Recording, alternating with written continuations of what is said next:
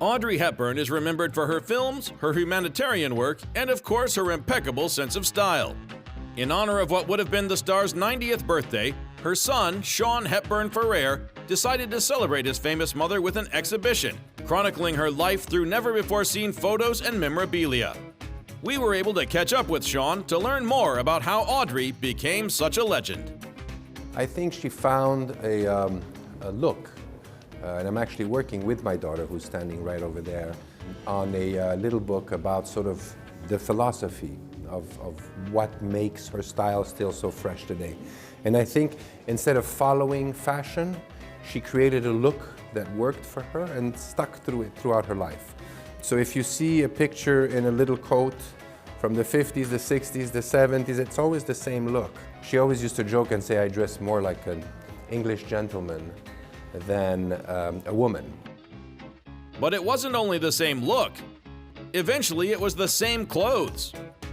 She had this wardrobe, which with time and because of the UNICEF work, became always less and less. And actually, after she died, a few months I let it go by, and I went into her dressing room, and she had beautiful 8 closets, double closets, one for shoes and one for coats. And towards the end of her life, she had really boiled it down to the absolute minimum. Nowadays, celebs wouldn't be caught dead wearing the same outfit twice, so it's refreshing to see a famous figure who limited her wardrobe to the bare minimum. I think for the 50s, if you consider that women could not wear pants into the 70s, nor vote, nor many things, it was quite extraordinary that she could set those trends.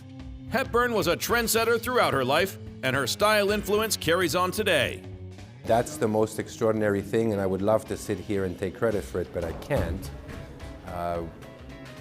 And I started telling this story 10 years ago, so I think that this base that I described then of tweens and teens, which represented more than 50%, today are grown up or young adults.